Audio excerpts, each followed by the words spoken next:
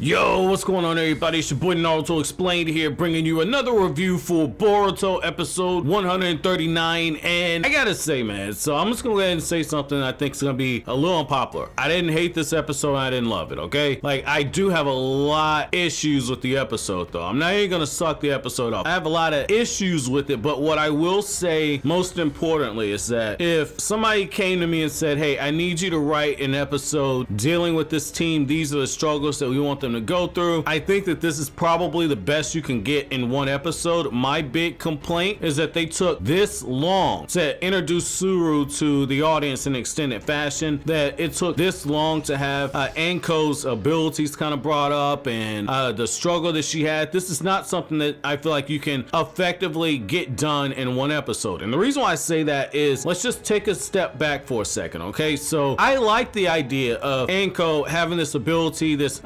jutsu passed down by her clan that she can't fully control. I love the idea. That is so awesome. Like, when it comes to being able to create conflict, that's a great source of internal conflict, and then you have it manifest with the external conflict of the consequences of when she's not able to control her family jutsu. That's all fine and dandy. I love it, okay? I absolutely love that. My problem is that by randomly dropping this in our lap 139 episodes into the series, this shows me one thing right here, and this is where the unpopular part comes in. This group of Ganning is too big. We have too many damn teams. We have too many teams of Ganning. And I'll just say this, okay? I'll say this. Like, part of why it really worked in the first part of Naruto is you had 3 Ganning teams, and then after a while you got introduced to the 4th team in Team Guy. I feel like max we should have had 4. We have too many fucking teams right now, okay? We have too many teams. Like, I feel like Boruto's team, that's a given. You gotta have them. The Ina Shikacho trio, you gotta have them. And Dinky and Awabi's team, because in the academy we actually grew with them and they had prominent roles in the earlier arcs. It's fine to have them all on the same team because we got to know those characters. But when it comes to the team that Sai's leading, the most we got to know from them was in this one episode where we find out that one kid has the photographic memory. When it comes to Hanabi's team, they've been trying to feature them in a prominent role off and on again. It's never really resonated with me. I don't really care for Hanabi's team. I love Hanabi, that's best girl in the series, but I don't really care for her team. Now this team, Team Ibiki, in one episode, I've been absolutely fascinated by this. Like, this is what we needed. I feel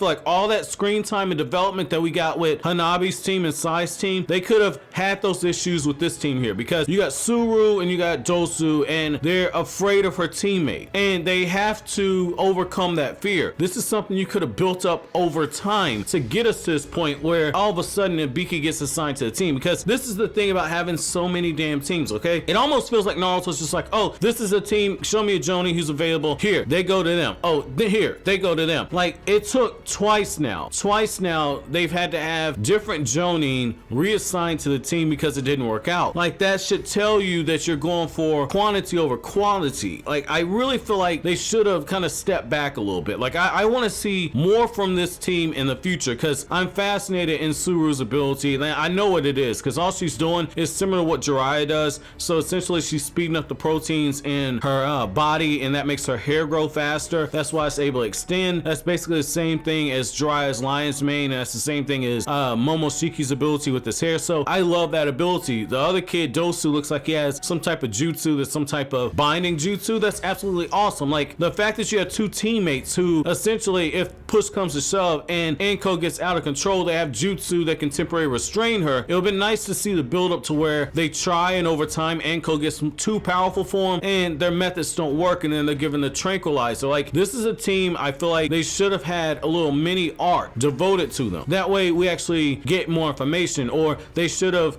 been able to go on one of these side missions. Like, it would have been nice to see them on a mission with, say, Boruto's team in one of the bigger arcs, like the Mitsuki desertion arc, or have them play a more prominent role in one of the other anime original arcs. I feel like this would have been a good way, because what they've done with the other parts of the cast is they've worked them into the story in a continual way. Like, next week, this is really what I'm getting at on this. Like, it's about payoff. Next week we're gonna have Inojin trying to master the mind transfer jutsu. Now somebody's like, oh, well, he can't perform it. Yes, we've actually seen him attempt to use it and not fully be able to pull it off. That adds to the payoff because it's drawing on experiences that we've seen the character struggle with in the past. Like, we've actually seen the fact that he wants to learn more of his mother's jutsu and he can't actually pull it off. Like, now when you see him training, now you completely understand, like, okay, now we're getting progress added to it. Like, I think that this team here could have benefited from something like that. Again, if they would have sprinkled it out throughout the episodes and just worked them in, because we already knew what was going on with Dinky and Owabi's team. Like, we already know those characters because we grew with them in the academy. We already know basically what the Inoshika Cho trio is. Like, I feel like they should have gotten something else. I feel like this team should have gotten something else to where we can better connect with them. Now, the idea of having Ibiki on the team, I love that idea. So again, from a craft perspective, this makes the most sense. And I like the fact that they're bringing Ibiki in now, given the fact that he is going to have a role on the back end of the Majina Bandits arc. So I love the fact that the new generation is getting introduced to Ibiki and they're basically learning, like, okay, this guy's over the interrogation corps. This guy is absolutely savage. He's got a hard heart, and yet at the same time, we see the same thing that we saw in that Land of Tea filler arc, where essentially he has a softer side to him, but he's one of those guys where, you know, he doesn't play any bullshit. He doesn't play any bullshit. He gets right to the chase, and he plays these psychological games on people. Like, I don't think for a minute that he was fully disbanding Team 40. I think what it really was is he told them, okay, I'm disbanding the team, and he's given them the opportunity to show whether or not they're worthy of being on the team with Enko. Like, I do believe him when he said, like, hey, I'll have them reassigned to another team, but I also feel like he was just doing that as a mind fuck to Enko to see what exactly would happen if she lost control, to see it for himself. Again, I might be reading into it, but if you just go back to Ibiki's character from the Chunin exams, that's his whole thing. He plays a big ass mind fuck with people. So I would like to, again, I would like to see more with these characters going forward. I wouldn't mind having another episode with Ibiki overseeing this team's progress, because in the end of the episode where all of a sudden the teamwork is all on point, like, I feel like that could have been something we could have actually seen more of the training, because Enko has complete control over her family jutsu. Like, I would have liked to actually see her struggle a bit to grasp it. And again, I think that's where bringing these characters in earlier into the arc or earlier into the story, I feel like that could have worked, because we saw them in the background, like in the Hidden Mist Village arc. We saw them in the background. In the Academy arc, we saw them randomly at times in the background. Like, the cast is too big, but from a design perspective, from how their jutsu work, how their jutsu complement one another, I feel like this is the perfect fourth team for this new generation. I feel like everybody else, like, is cool, but they could have been brought up later on after you've already established the core four. Now, I will say, I did think it was pretty funny in the fact that Sarda was trying to get the answers by having all these books and reading through the books. That's totally in character for Sarda's character. I thought it was funny in the fact that you're getting Sarda getting scared in the movie theater. That's all cool. I mean, but at the same time, I feel like that was unnecessary fluff. I feel like at this point they're trying to add scenes in there so where they could fulfill the requirement for that 23-minute mark. Now, I can see why a lot of people like the episode, and again, I feel like there was stuff that worked well, but I feel like waiting this long to give us all these conflicts with these characters, like, you're getting full arcs all in one episode. Like, I'm not a big fan when series try this. I prefer gradual build up because it's easier to connect with people. It's easier to connect with people when you see it happen over time. Now, the other thing is, it's like when you look at Suru, I was fascinated with the fact that they finally brought her in, because the fact that she had so little screen time, okay? The fact that she had so little screen time when you had the last outro for the series, so the last ending credits with the card games and everything, I got a bunch of questions and a bunch of comments during that time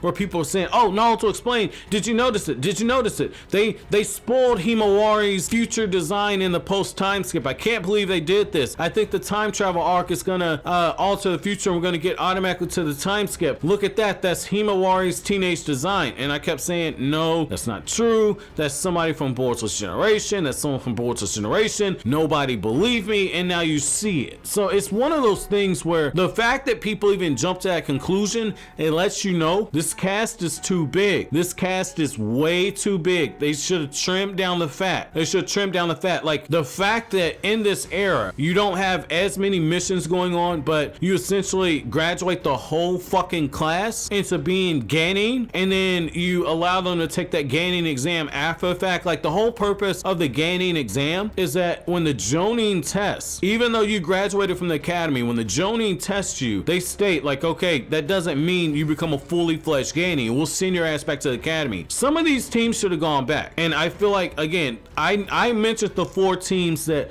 I'm a fan of. So, I mean, that's just my opinion on it. But like I said, overall, I mean, the episode was okay. Like I said, I'm just more disappointed in the fact that it took us this long to actually get introduced to it, okay? So my episode question for you guys is, do you agree with me? Do you think that there are too many Ganin that graduated from Boruto's class, given the fact that we're in an era now where you don't have as strong of a need for ninja, you don't have as many missions going on, and the Ganin are being essentially given these D rank missions, so there's really no room for growth to move up in that? Do you think that they should trim the fat a little bit? And the second part to the question is going to be, if you had to choose 4 teams to make the main cast for the Boruto series, what teams would you choose? Again, I'll just restate mine. I go with the Inoshika trio, I go with Team 7, I go with Dinky and Owabe's team, and I go with this team that we got here, Team Ibiki. So let me know which team would you guys like to see fill that 4th slot if you had the opportunity to take control of this. And